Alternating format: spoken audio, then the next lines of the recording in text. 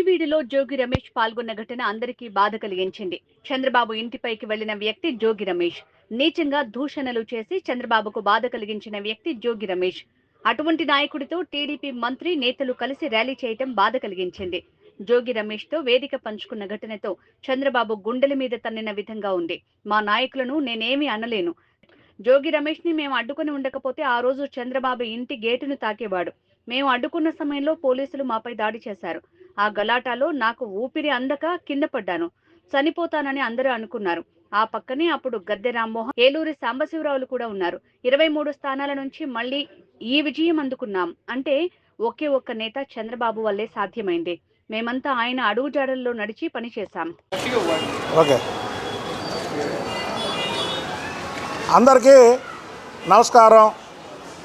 ఏదైతే నూజివీడు నియోజకవర్గంలో గౌతు లచ్చన్న గారి విగ్రహ ఆవిష్కరణకి జోగి రమేష్ దానికి హాజరవడం, అలాగే జోగి రమేష్ హాజరైన మా పార్టీ చెందినటువంటి నాయకులు, ఈరోజు పెద్ద పెద్ద పొజిషన్లో ఉన్నటువంటి నాయకులు ఆ ఊరేగింపులో జీపు మీద వెళ్ళడం, అలాగే వేదికను పంచుకోవడం అనేది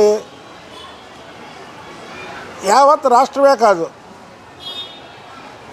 ఏదైతే ప్రపంచ దేశాల్లో చంద్రబాబు నాయుడు గారిని అరెస్ట్ చేసినప్పుడు ధర్నాలు రాస్తారోకోలు చేశారో వాళ్ళందరికీ కూడా మనస్తాపం కలిగించింది. ఎలాగంటే జోగి రమేష్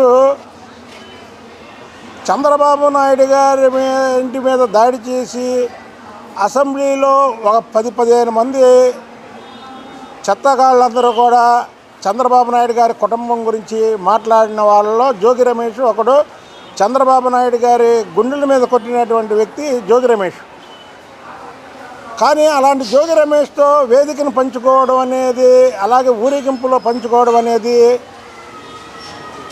మా నాయకులు యావత్ చంద్రబాబు నాయుడు గారిని అభిమానించే వాళ్ళని, తెలుగుదేశం కార్యకర్తలు, నాయకులు, అలాగే వ్యక్తులు కూడా చంద్రబాబు గారికి పార్టీతో సంబంధం లేకుండా చాలామంది దేశవ్యాప్తంగా ఆయన అభిమానిస్తారు. వాళ్ళందరినీ కూడా గుండెల మీద తన్నినట్టు అయింది.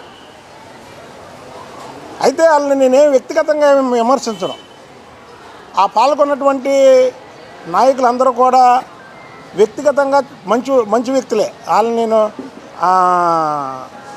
వ్యక్తిగతంగా వాళ్ళని విమర్శించడం కానీ, లేదా వాళ్ళ ఇదిని ఇచ్చేయడం కానీ, జోగి రమేష్తో వేదిక పంచుకోవడం అనేది ముమ్మాటికి తప్పే. దాన్ని నేను కొండ బద్దలు కొట్టినట్టు చెప్తా. ఆ చెప్పే అధికారం నాకు ఉంది, చెప్పే రైట్ ఉంది నాకు. ఉదాహరణకి నేను సోషల్ మీడియా చూడను. సోషల్ మీడియా నాకు తెలియదు, నాకు వాట్సాప్ ఉండదు నా ఫోన్కి.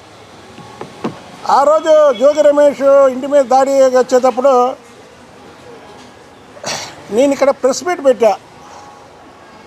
పెట్టి రవి అనే ఒక రిపోర్టర్కి ఫోన్ చేశా ప్రెస్ మీట్ గురించి. ఆయన అప్పుడు టీడీ జనార్దన్ గారు ఇద్దరు పార్టీ ఆఫీసులో ఉండి జనార్దన్ గారికి ఇచ్చారు, ఇలా దాడికి వస్తున్నారని. అంటే జనార్దన్ గారు ఫోన్ తీసుకొని చెప్పాడు, ఇంకా తొందరగా వెళ్ళు అక్కడికి అంటే, నేను వెంటనే బయలుదేరి అక్కడికి వెళ్ళడం జరిగింది. వెళ్ళేసరికి, ఎందుకంటే ఇదంతా వివరించాలి, ఇప్పుడు వేదిక పంచుకున్న వ్యక్తులకి ఇవన్నీ తెలియదు కాబట్టి నేను చెప్తున్నా. నేను వెళ్ళేసరికి గద్దె రామ్మోహన్ గారును ఏలూరు సాంబశివరావు గారు, ఈరోజు శాసనసభ్యులు, ఆ రోజు కూడా శాసనసభ్యులు వాళ్ళిద్దరు, వాళ్ళు నేను వెళ్ళేసరికే ఉన్నారు. ఇంకా జోగి రమేష్ అక్కడికి రాలా. మేము కూర్చొని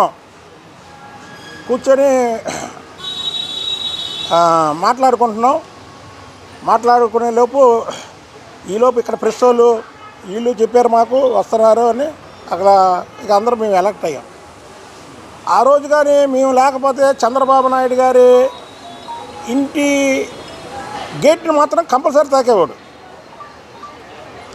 అందులో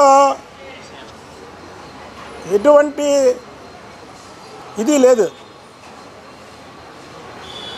మేము వెళ్ళి ఆ దాడిని ఇది చేయడమే కాకుండా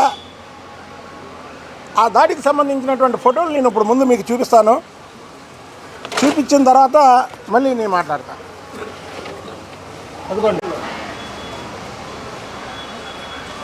ఇది రెండో ఫోటో. నా బాగా అనుచరుడు తర్వాత చనిపోయాడు. ఇతను చనిపోయాడు. నా అనుచరుడు ఈ మధ్యకాలంలో చనిపోయాడు. ఇదిగో మేము కూడా మాట్లాడుతుంటే వేరే వాడు వచ్చి తలమే కొట్టాడు. ఇవన్నీ కూడా ఏదైతే వేదిక పంచుకున్నారో వాళ్ళకి నేను చెప్పడానికి ఇదంతా పెట్టా.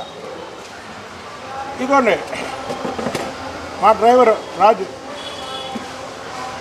మా బాను చనిపోయాడు, మా సీను. ఎందుకంటే ఒక సీఏ కర్రతో కొడితే పడిపోయాను నేను.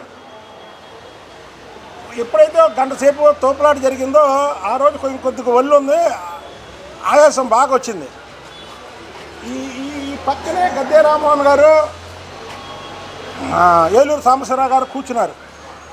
కూర్చొని నేను చచ్చిపోతాను అనుకున్నాను, నిజంగా చెప్తున్నా. అంటే ఒక అరగంట బ్రీతింగ్ అందులో నాకు కావాలంటే ఇది నిజమా అబద్ధమా మళ్ళీ మీరు గద్దే రామ్మోహన్ గారిని ఏలూరు సాంబశివరావు గారిని ఇద్దరిని అడగండి. నేను చచ్చిపోతాను అనుకున్నారు వాళ్ళు, నేను చచ్చిపోతాను అనుకున్నారు. తర్వాత ఇదిగో చూడండి, మా షర్ట్లు గిట్లు తెలిసిపోయి నాకు అక్కడ దెబ్బ తగిలింది. లోపల చంద్రబాబు గారికి చూపించాం. ఇంకా ఫోటోలు ఉన్నాయి. రామ్మోహన్ గారు, ఏలూరు సాంబశివరావు గారు కూడా ఆ ఫోటోలో ఉన్నారు పక్కన. చచ్చిపోతాను అనుకున్నాడు రామ్మోహన్ గారు. అనుకొని అంబులెన్స్ కవర్ చేయండి అంటే ఏం వద్దులేండి అన్నా. ఎందుకంటే అక్కడ అంబులెన్స్లు వెళ్తే మళ్ళీ నేను ఎక్కడ తగ్గిపోతాను అని.